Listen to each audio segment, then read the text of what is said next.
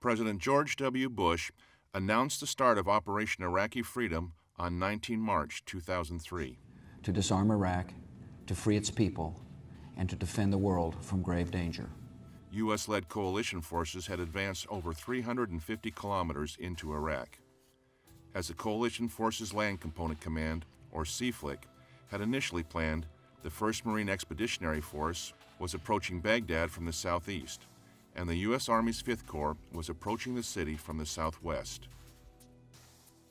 To maintain the high operational tempo achieved during the first 11 days of Operation Iraqi Freedom, CFLC Commander Lieutenant General David D. McKiernan directed that 5th Corps' lead element, the 3rd Infantry Division, move north quickly, avoiding the major cities along the axis of advance and ultimately fighting its way through the Karbala Gap to advance on Baghdad.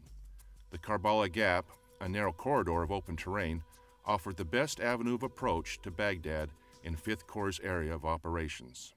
The eye that we were all fixed on was Karbala, because the way the terrain is there's a big freshwater lake to the west of Karbala, and the Euphrates River is on the east of Karbala. So you have about a 5-mile gap that's called the Karbala Gap.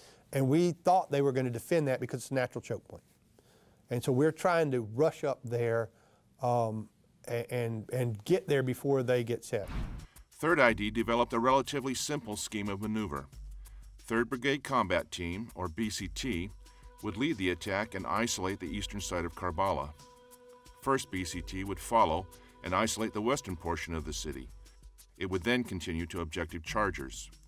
Finally, 1st BCT would seize the Al-Qaeda Bridge across the Euphrates River. This 4-lane bridge is located about 30 kilometers southwest of Baghdad and provided the best route for the quick seizure of 2 other key objectives: Saddam International Airport, Objective Lions, and the intersection of Highways 1 and 8, Objective Saints. Each of these locations represented intermediate objectives in 5th Corps' line of operations during the first phase of Operation Iraqi Freedom. Army Doctrine Publication 5-0 explains that a line of operations is a line that defines the directional orientation of a force in time and space in relation to the enemy, and links the force with its base of operations and objectives.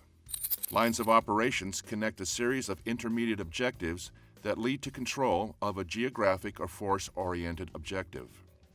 Operations designed using lines of operations generally consist of a series of actions executed according to a well-defined sequence. 5th Corps' line of operations consisted of breaching the Iraqi border, securing Talil Air Base, seizing the Karbala Gap, and securing both Saddam International Airport and Objective Saints. Then 5th Corps would prepare to seize additional objectives to isolate Baghdad and overthrow Saddam Hussein's Ba'athist regime.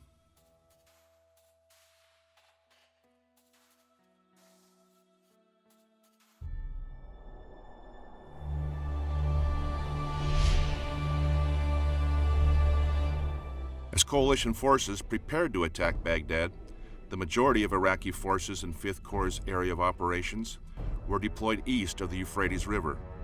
These units included the 2nd Al-Medina Armored Division, brigades from the 1st Hammurabi Armored Division, and the 6th Nebuchadnezzar Mechanized Division. The bulk of the 1st Hammurabi Division defended the area west of Baghdad, while 15 kilometers south of the city, remnants of the 6th Nebuchadnezzar and the 2nd Al-Medina Divisions held Objective Saints. Coalition forces estimated that the Special Republican Guard, operating at less than full strength, would defend Saddam International Airport and Baghdad proper. The 17th Brigade of the Hammurabi Division would relocate to defend the roads leading into the city. Planners also anticipated that up to 15,000 paramilitary fighters would participate in the city's defense.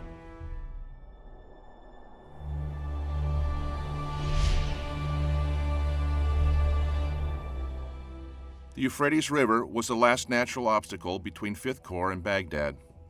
The Al-Qaeda Bridge over the Euphrates was required to support the forward movement of all 5th Corps ground combat and support forces. What's really important about Peach is the bridges across the Euphrates to get you back into Baghdad are all right there just north of Karbala. If you go to the west, you're going out toward Ramadi, Fallujah, out that way. But if you go to the east, you're going back into Baghdad. So it was kind of the outer ring, that north of the Karbala Gap was kind of the outer ring of the three-ring defense of Baghdad. Major General Buford Blount III, commander of the 3rd ID, directed 1st BCT to secure Objective Peach and conduct a hasty gap crossing. Army Techniques Publication 3-90.4 defines a hasty gap crossing as the crossing of an inland water obstacle or other gap using the crossing means on hand or those readily available and made without pausing for elaborate preparations. A hasty gap crossing is conducted in an effort to maintain the momentum of the maneuver force by quickly massing combat power on the far side of the gap with no intentional pause. This promotes speed, facilitates surprise, and provides a continuation of maneuver momentum. On 2 April, the lead element of 1st BCT, Task Force 369, advanced to secure the bridge until 2nd BCT arrived for a forward passage of lines. Task Force 27 Infantry from 1st BCT simultaneously advanced to a crossing site 15 kilometers south of Peach, designated as Objective Hannah. This was a feint against another crossing site to draw enemy attention away from Task Force 369. 1st BCT had trained to conduct a gap crossing in Kuwait, but updated their tactics, techniques, and procedures, or TTPs, after an earlier gap crossing experience at Al-Kifl, north of Najaf, on 25 March. Reflecting on lessons learned from Al-Kifl, Lieutenant Colonel Ernest Rock Marcone, commander of Task Force 369, planned on taking Objective Peach in 2 phases. First, the task force would seize the ground on the near side of the river, suppress the enemy on the far side, and generate smoke to obscure the crossing site. Second, once the enemy was suppressed, Lieutenant Colonel Marcone intended for his remaining forces to cross the bridge and expand the bridgehead. Task Force 369 initiated movement out of Objective Chargers at 12:30. The battalion scout platoon and a tank company conducted an attack to the east and then moved north along the river, attacking enemy forces south of the bridge. By 13:10, the brigade reported that Task Force 369 had reached the southern edge of Objective Peach. Though the bridge was still standing, Iraqi forces had wired it for demolition. Within approximately 40 minutes of arrival, the scouts were in contact with what was estimated to be a battalion plus of dismounted infantry, mostly Fedayeen Saddam. Lieutenant Colonel Marcone called in fires to clear the area. The fire missions also included targets that the task force had identified as possible locations for Iraqi troops responsible for triggering the demolition of the bridge. Additionally, electronic attack assets degraded enemy command nets and hindered their ability to coordinate the defense. By integrating fires, maneuver, attack aviation, and electronic warfare, Lieutenant Colonel Marcone and Task Force 369 converged effects across multiple domains at a decisive point in the operation. Army Doctrine Publication 6-0 describes convergence as the continuous integration of capabilities from multiple domains, the electromagnetic spectrum, and the information environment to create multiple dilemmas for the enemy. By 1500, Task Force 369 had cleared the near side of the bridge. Close air support continued to engage and suppress targets on the far side of the bridge.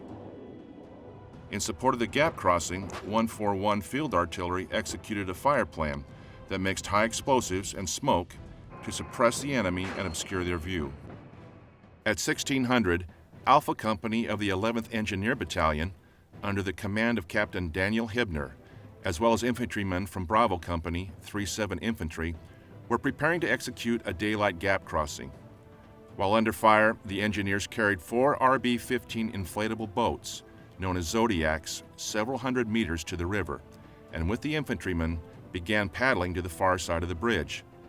To obscure the task force's actions, a platoon from the 92nd Chemical Company occupied a position northwest of the bridge on a narrow, unimproved road that resembled a levee and generated smoke. Despite their efforts, at 16:15, the Iraqi defenders attempted to blow the bridge. The explosion damaged the northern lanes, but left the southern lanes partially intact, allowing for armored vehicles to cross. Concealed by smoke, The engineers cut the remaining wires, and the infantry continued to secure the far side. Armor then followed. By 1700, the entirety of Task Force 369 had crossed the bridge. As 1st BCT waited for 2nd BCT to arrive, Colonel William Grimsley ordered the forces to defend the bridgehead against a potential enemy counterattack with Task Force 369 as the main effort. 1st BCT directed 37 Infantry to block the southern approaches and tie into Task Force 369's southern flank, against what was expected to be a significant counterattack to re-seize the bridge and blunt 3rd ID's momentum.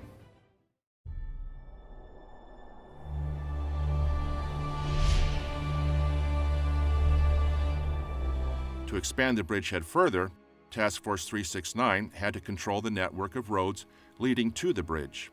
Lieutenant Colonel Marcone identified a road intersection, approximately 5 kilometers east of the bridge, as key terrain and designated Charlie Company 369 as the bridgehead force to establish a blocking position there.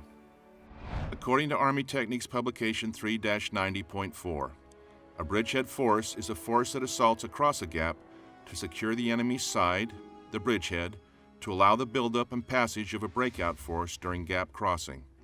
The bridgehead is an area on the enemy side of the linear obstacle that is large enough to accommodate the majority of the crossing force, has adequate terrain to permit defense of the crossing sites, provides security of crossing forces from enemy direct fire, and provides a base for continuing the attack.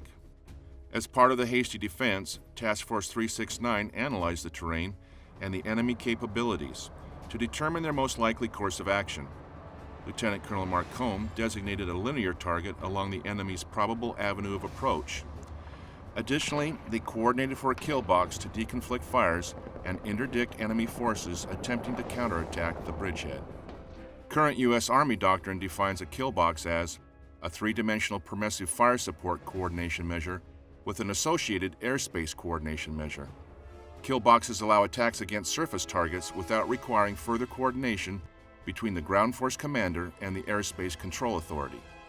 Kill boxes also eliminate the need for ground observers to identify targets, coordinate with attacking aircraft, and provide terminal attack control. As long as the aircraft and munitions remain within their box, they may engage enemy forces in the target area without further coordination. There are 2 types of kill boxes differentiated by the munition delivery methods permitted in each. In a blue kill box, surface targets are engaged with air-to-surface munitions only. Any surface-to-surface or subsurface-to-surface indirect fire munitions impacting within or passing through the kill box must be coordinated with the Airspace Control Authority. In contrast, a purple kill box does not require coordination with the Airspace Control Authority. A purple kill box is used to attack surface targets with subsurface-to-surface, surface-to-surface, and air-to-surface munitions. Purple kill boxes use a coordinating altitude to facilitate cross-domain fires and maximize the potential for engaging targets. By prohibiting surface and subsurface launch munitions from breaking the coordinating altitude, and by requiring aircraft to remain above it, the commander can bring maximum fire to bear upon the enemy while preventing fratricide.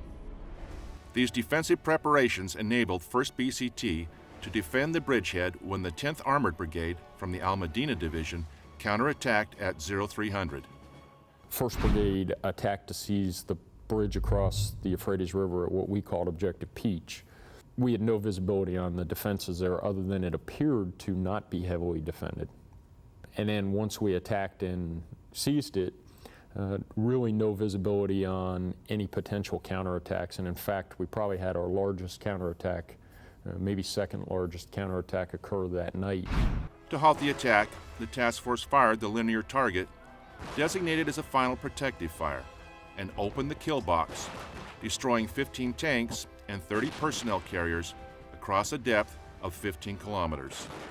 Final protective fire is an immediately available, prearranged barrier of fire designed to impede enemy movement across defensive lines or areas.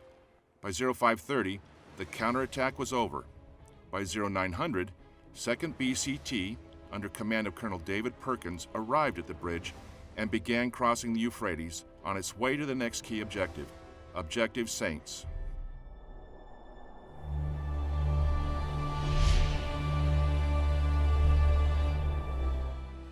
Elements of the Fedayeen Saddam, the Nebuchadnezzar Division, and the remainder of the Al-Medina Division held a critically important highway intersection designated as Objective Saints. 2nd BCT made initial contact with the enemy approximately 10 to 12 kilometers southwest of the interchange at 1300 hours. For the next 12 and a half hours, 2nd BCT fought its way toward the intersection. During the fight, U.S. forces killed approximately 700 enemy soldiers and destroyed 33 T-72 and 2 T-62 tanks. By 0130 on 4 April, the brigade secured the objective. The first step in isolating Baghdad was complete. A 2nd BCT battled for Objective Saints.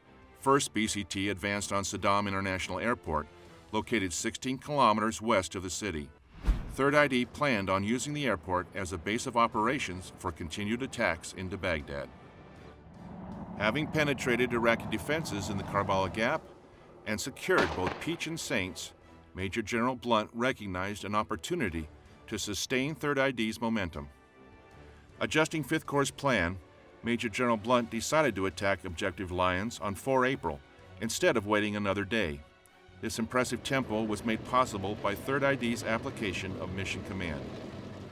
Mission Command is the Army's approach to command and control that empowers subordinate decision-making and decentralized execution appropriate to the situation.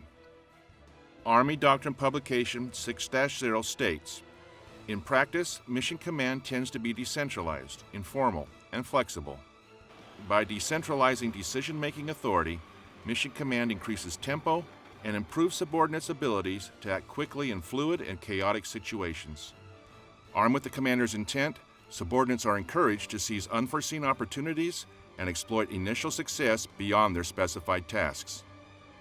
To account for the chaos and unpredictability of war, and to empower subordinates to make decisions at the pace of contemporary operations, Mission Command is founded on the following 7 principles: competence, mutual trust, shared understanding, commander's intent, mission orders, disciplined initiative, and risk acceptance."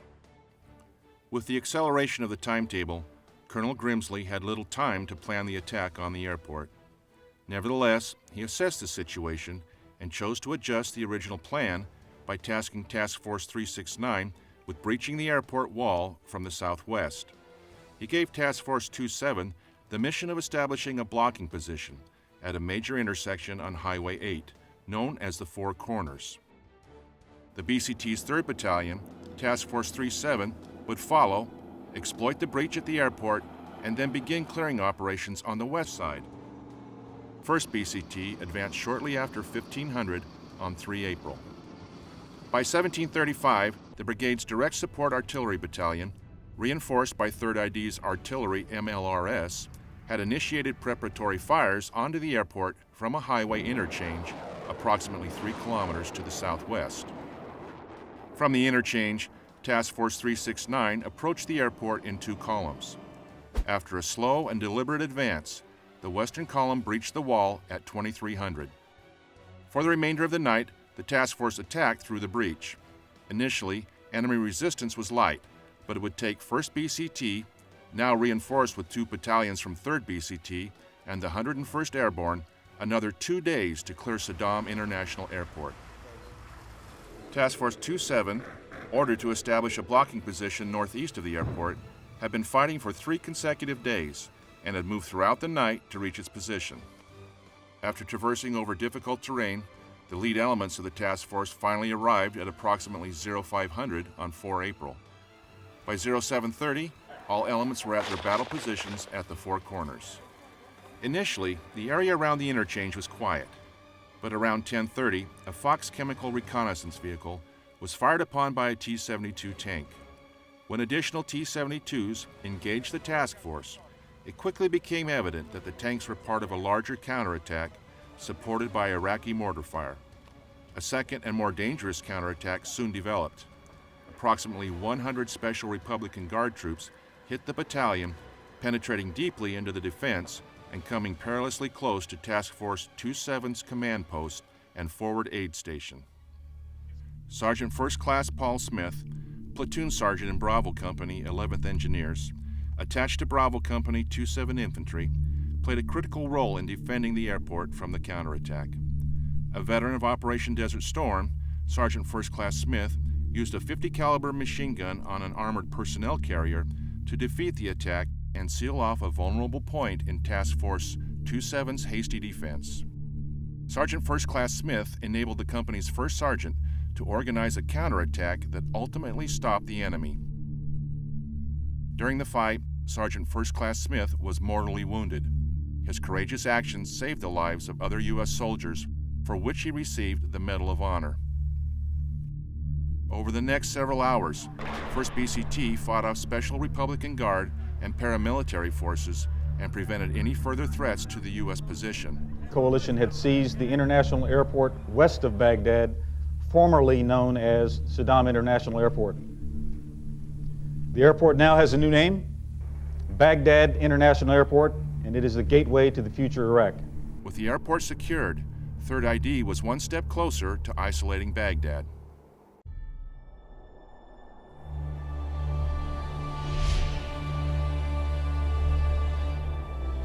The original plan called for 5th Corps and 1st MEF to surround the city.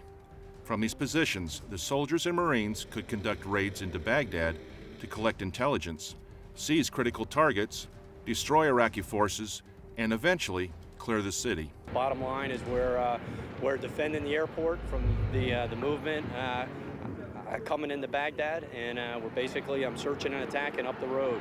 The best defense is the best offense. We're continuing combat operations. With both objective Saints and Lions secured, other elements from 3rd ID advanced to their objectives around the city. On 3 April, as 1st BCT secured Lions, 37 Cav, the division's cavalry squadron, moved to the intersection of Highways 1 and 10, objective Montgomery, to guard the division's northwestern flank. Once in position, Lieutenant Colonel Terry Farrell ordered his troops to establish checkpoints and a hasty defense. Although 37 Cav initially reported minimal enemy activity, attacks steadily increased throughout the morning. Over a few hours, 37 Cav destroyed Iraqis, attacking in buses and pickups, as well as T-72s and BMPs. 37 Cav had successfully stopped a counterattack by the 15th Mechanized Brigade from the Hammurabi Division and protected the division's flank. North of Baghdad, 3rd BCT advanced to secure intersections, an Iraqi airfield, and bridges over the Tigris River, designated Objective Titans. Securing Titans proved central to 5th Corps' plan to isolate Baghdad and set conditions for further American attacks into the city. By 6 April, units from 3rd ID were in their designated positions, ready to attack Saddam Hussein's capital. Despite these advantageous positions, the intelligence on Baghdad's defenses remained incomplete. Based on equipment and vehicles abandoned along the march north, intelligence analysts concluded that between 9 to 12 companies of Republican Guard had withdrawn into the city to aid in its defense. Analysts also expected that the Special Republican Guard would defend Saddam Hussein's palaces and administrative offices. The Fedayeen's strength and disposition were also unknown, but based on its past performance, it would likely mount a fierce defense. Striving to improve their situational understanding before beginning operations, Lieutenant General Wallace and Major General Blount consulted drone and satellite imagery of the city. These technologies indicated that there had been almost no defensive preparations within the city, leaving 3rd ID unclear as to whether Baghdad was a cleverly disguised trap or an abandoned city. Though the fight for Saddam International Airport had been stiff, there were no clear indications of how difficult the fight for Baghdad would be. Major General Blount believed in maintaining constant pressure on the regime, as his command had done during the drive to Baghdad. To do so, and in an effort to ascertain the status and disposition of the enemy, he ordered 2nd BCT to conduct a reconnaissance in force into the city. A reconnaissance in force is a deliberate combat operation designed to discover or test the enemy's strength, dispositions, and reactions, or to obtain other information. The commander assigns a reconnaissance in force when an enemy is operating within an area and the commander cannot obtain adequate intelligence by any other means. That night, Colonel Perkins began to plan a reconnaissance in force into the city. This would become known as the Thunder Run.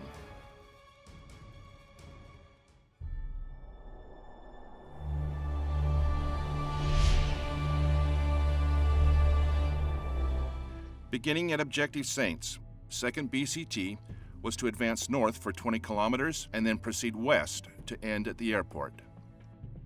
Colonel Perkins chose Task Force 164 Armor, commanded by Lieutenant Colonel Rick Schwartz, to lead the column of almost 100 tracked vehicles. Even with the impressive firepower from 29 tanks, 14 Bradleys, and a number of armored personnel carriers, nerves were on edge when the task force crossed the line of departure at 0630 on 5 April for the first American incursion into Baghdad. M1 tanks move very, very fast, okay? And they can take a huge hit. They can take a hit and keep on rolling. So actually, what leading by M1 tanks, I am going to leverage their strength is they can take a big hit, they can put out a huge amount of firepower, and they can go fast, okay? And so that's the leverage I'm going to use for the M1 tanks is their shock effect, firepower, speed, and protection.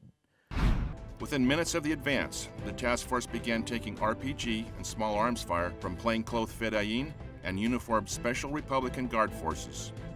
As they moved north, the intensity of the resistance increased, particularly at overpasses with on and off ramps that provided cover for the defenders. The Iraqis had clearly prepared a defense of the city by lining both sides of the highway with weapons caches and bunkers. 2nd BCT had expected defensive efforts of this type.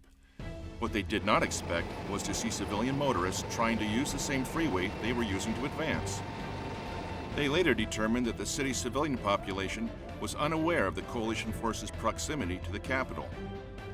Radio broadcast by Iraq's Minister of Information, Mohammad Saeed al-Sahaf, or as the Americans called him, Baghdad Bob, led the citizens of Baghdad to believe that the American forces had been repulsed.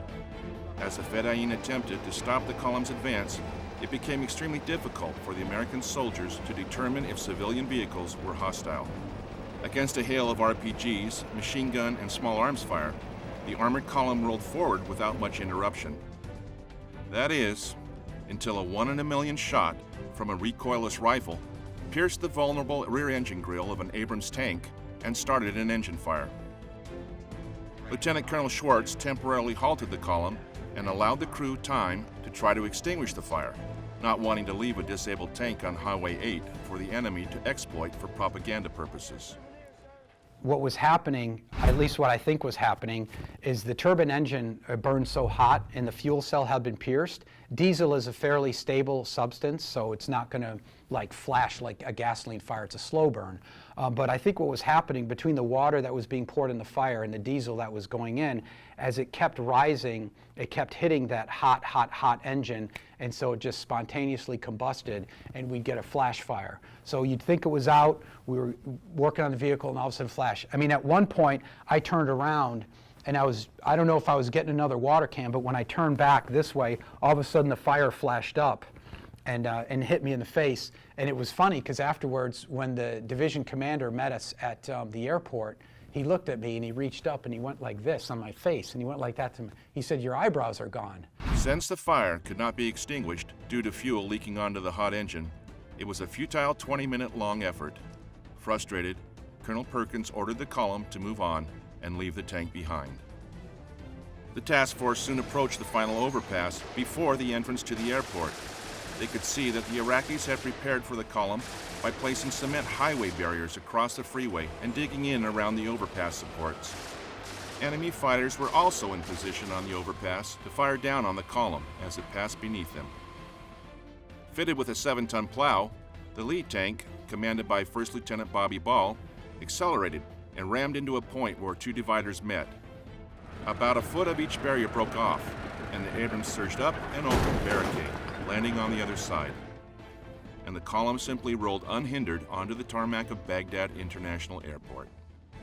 The Thunder Run of 5 April strongly indicated that Saddam Hussein's forces could be expected to defend Baghdad energetically, but that their defense would be disorganized and largely ineffective.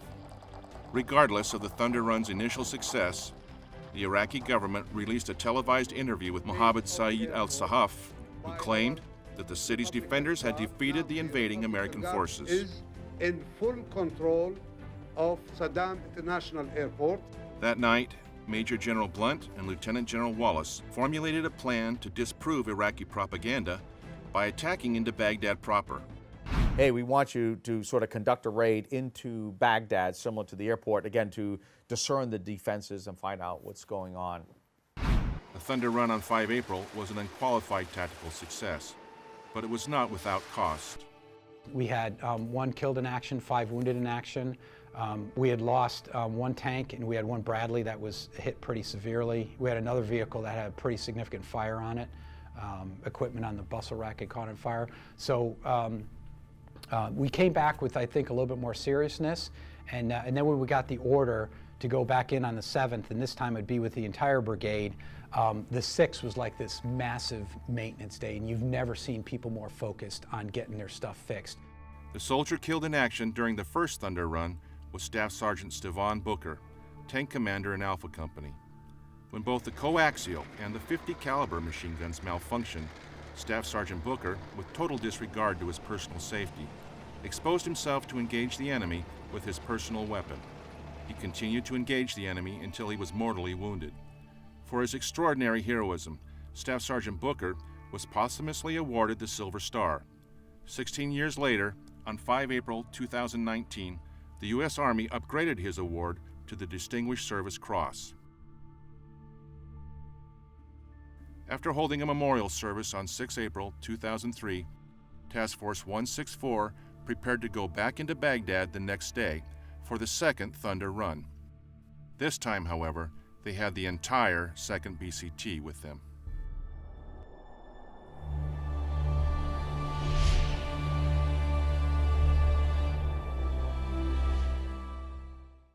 As they planned the second Thunder Run into the city, both Major General Blount and Colonel Perkins acknowledged that success depended on flexible decision-making by the commander on the ground. With the intelligence gathered during his first reconnaissance in force, Colonel Perkins took disciplined initiative and began planning to exploit the potential success of his second Thunder Run by establishing a downtown base of operations. Colonel Perkins believed it would be easier to defend a position in downtown than to repeatedly run the gauntlet in and out of the city. Well, the airport, you can do it in a circular route. You can attack sort of from the southeast, go up and leave it, and come back and go out to the west and south and back in. So you can't, it's kind of like a circle. Baghdad, you can't do that to, because you go up the highway and then you take a turn to the east and then you're in. And then now you have the river, the Tigris River. So there is no, you can't just come out the back end of it. If you're going to go in, you're going to have to come back out the same way you went in. The objectives were located in open terrain, consisting of broad boulevards, gardens, and parks, with very few buildings that could conceal enemy positions. The tank battalions would be able to set up defensible positions with open fields of fire in all directions. This position would not only demonstrate Saddam Hussein's inability to defend his own capital, which stood in contrast to the Iraqi media's narrative of the event, but also serve as a tactical stronghold for the tank battalions. In turn, the mission would achieve both informational and operational objectives. In developing the plan for the second Thunder Run, Colonel Perkins identified 4 necessary conditions for 2nd BCT to remain downtown. First, the brigade must fight its way into Baghdad without being fixed by the enemy. Second, seize defensible, important, and symbolic terrain within the city center. Third, establish and maintain a line of communication into and out of Baghdad. Fourth, resupply must be sufficient for the task force to remain overnight. Colonel Perkins briefed a scheme of maneuver for the brigade that supported Major General Blount's intent and accounted for his follow-on conditions for remaining downtown. The Thunder Run would be a brigade-level operation led by Colonel Perkins himself. With Task Force 164 and Task Force 464 in the lead, 2nd BCT would proceed to the vicinity of Objective Saints, then move north into Baghdad. The main objectives were 3 large highway interchanges that were designated as Objectives Curly, Larry, and Mo. Upon reaching Objective Mo, Colonel Perkins would decide whether the conditions were such that he could take his brigade into the heart of the regime. So he said, what we're going to do is take the 2 tank battalions, and they are going to go screaming into downtown Baghdad. Okay? Do not stop for anything. If you're going on the bridge abutments, you're going to take a lot of fire and everything like that. Button up, go in, keep going, don't stop. If a tank is disabled, immediately abandon the tank. Immediately abandon it. Put the crew on something else and keep moving. Do not stop. To help clear the way, 1st Battalion, 9th Field Artillery, the brigade's direct support artillery battalion, would conduct preparatory fire on each objective 10 minutes before the task force arrived to eliminate as much resistance as possible.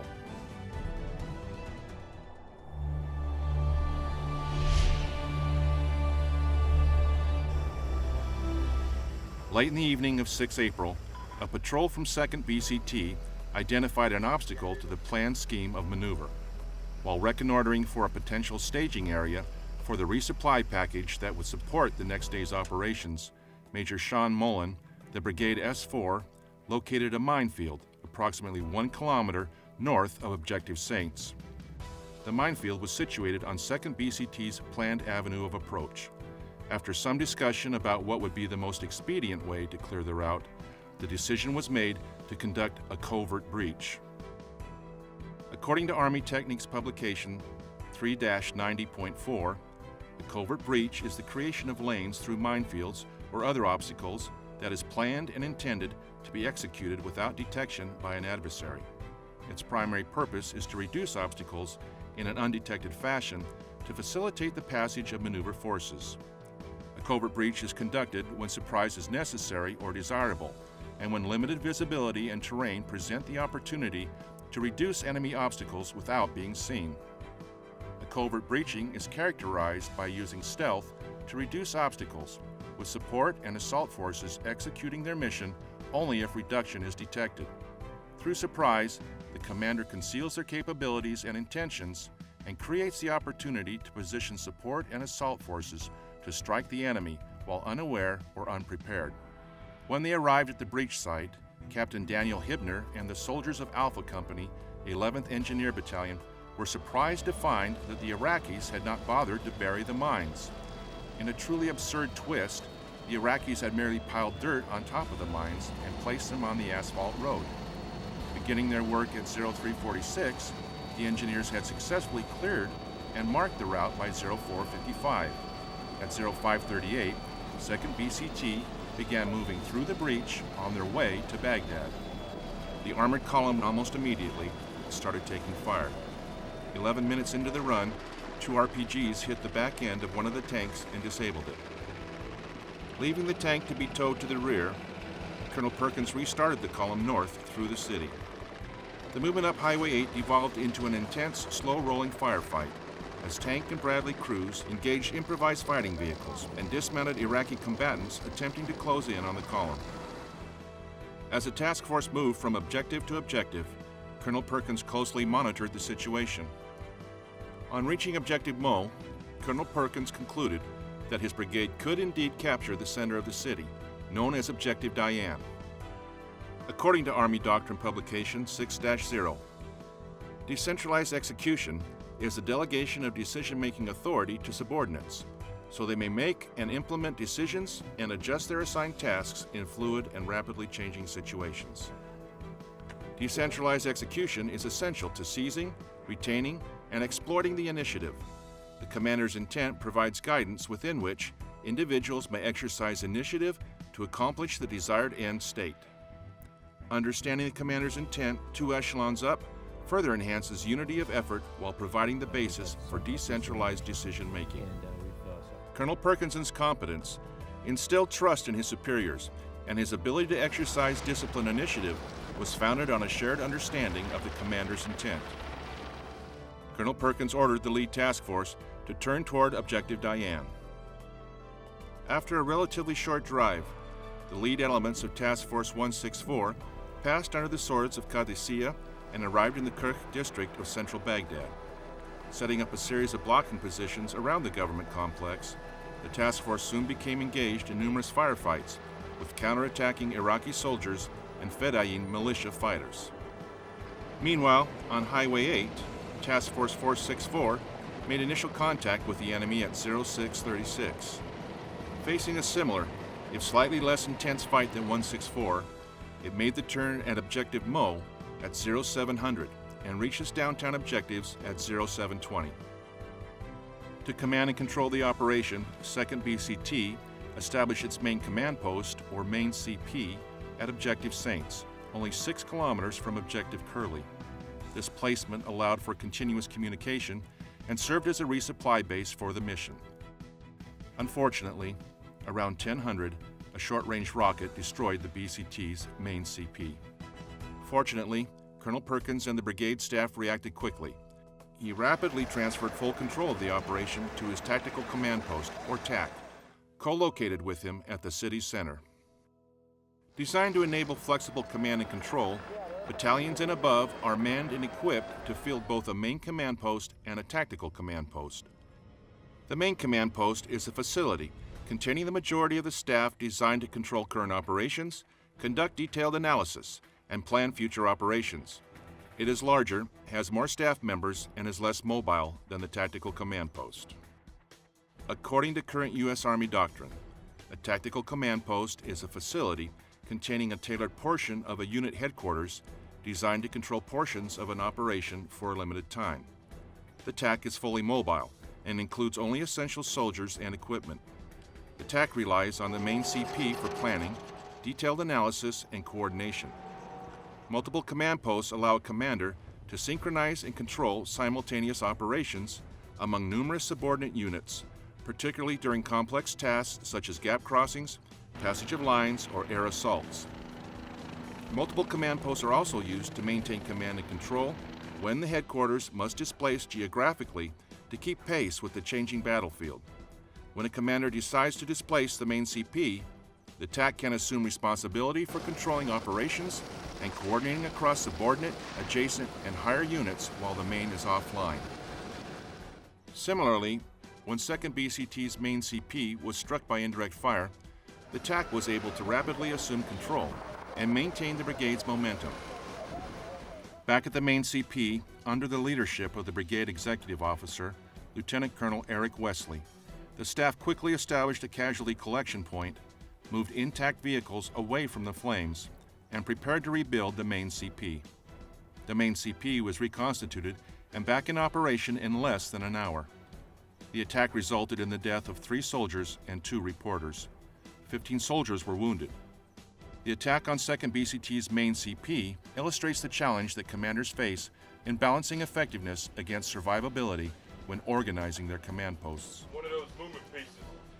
To enhance survivability, command posts need to remain small and highly mobile, especially at lower echelons. Command posts are easily acquired and targeted when they are concentrated. Considerations for command post survivability include dispersion, size, redundancy, mobility, electronic and thermal signatures, camouflage, and concealment. By positioning his TAC forward during the 2nd Thunder run, Colonel Perkins dispersed his command posts and ensured a redundant command and control element was available in the event of a contingency. Now that the main CP was operational and his units were in position, Colonel Perkins faced the decision of whether he could keep his brigade downtown overnight. To make his decision, Colonel Perkins considered the status of each of the units involved in the fight. Task Force 315, fighting along Highway 8, had not yet secured the brigade's line of communication, and 2nd BCT was in need of fuel and ammunition resupply. With the tanks consuming almost a gallon a minute, and calculating that the 500-gallon tanks would be empty on idle in less than 7 hours, Colonel Perkins ordered the task forces to turn off their engines for the next 2 hours and only start them to charge their batteries. He reasoned that delaying his decision would give Task Force 315 a little more time to secure the supply route. However, Task Force 315 was experiencing desperate battles at all 3 objectives.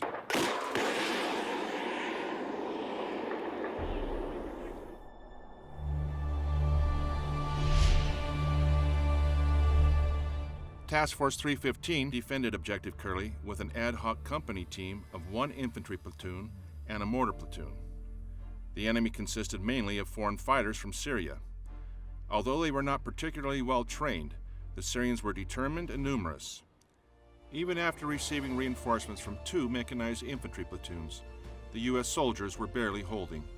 It was not until an additional company team from Objective Saints moved forward to reinforce Curly that the soldiers were able to get the situation firmly under control.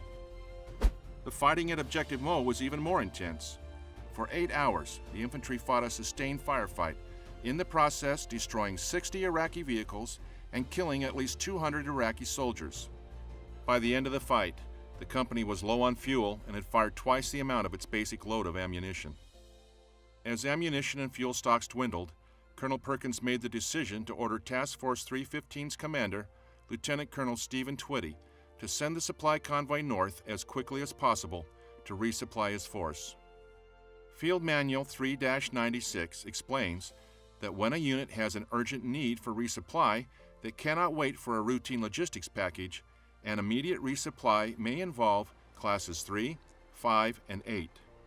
In this situation, a maneuver battalion might use its forward support company located in the combat trains to conduct the resupply. Lieutenant Colonel Twitty immediately sent his supply convoy forward from its location at Saints. Soon, the light-skinned resupply convoy raced toward Curly through a gauntlet of small arms and RPG fire, where it stopped to rearm and refuel the defenders, losing 2 fuel tankers and 3 ammunition trucks in the process. It then raced on. Lieutenant Colonel Twitty ordered the convoy commander to bypass Larry and proceed to Mo. After resupplying the forces at Mo, the convoy moved on to supply the task force elements at Diane. With that effort, Colonel Perkins determined that the brigade had met his 4 criteria, allowing 2nd BCT to remain in central Baghdad. That night, 2nd BCT defeated a fierce but uncoordinated counterattack across the Tigris River. The next day, 1st MEF entered Baghdad from the east. On 9 April, Marines and soldiers linked up in downtown Baghdad. Historical day, I think, here in downtown Baghdad. 3rd Infantry Division, U.S. Army, and coalition forces to be here.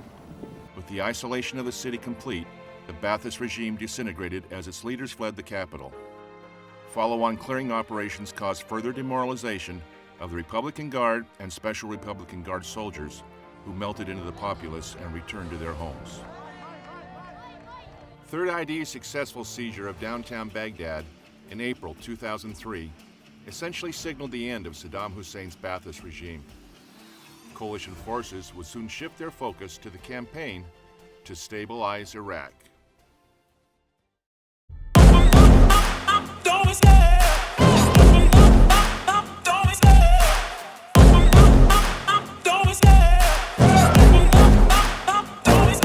I love the chase and the hunt, and I set the pace when I'm running. I always take what I want and I always give it 100. Don't need a bank, no I'm funded. Play the game like it's nothing. I'm always thankful for something. Don't take for granted, stay humble. Now wake up!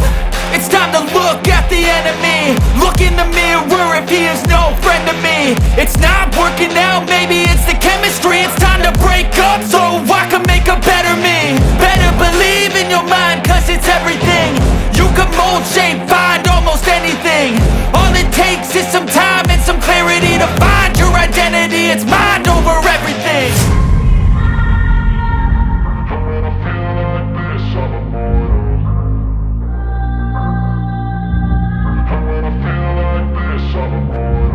And when I feel like this, I'm immortal. When I feel like this, I'm immortal. When I feel like this, I'm immortal. When I feel like this, I'm immortal. Don't be scared. Just give me up. Don't be scared.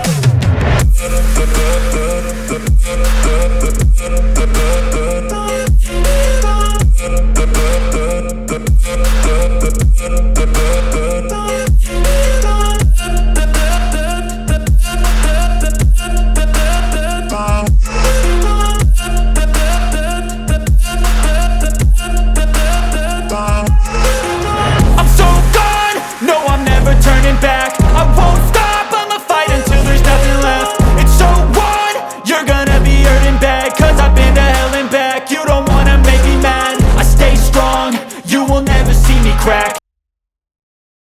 And the Dolphin will switch over to a control boat, which is our work boat, the boat that we work out of, that we go into the minefield.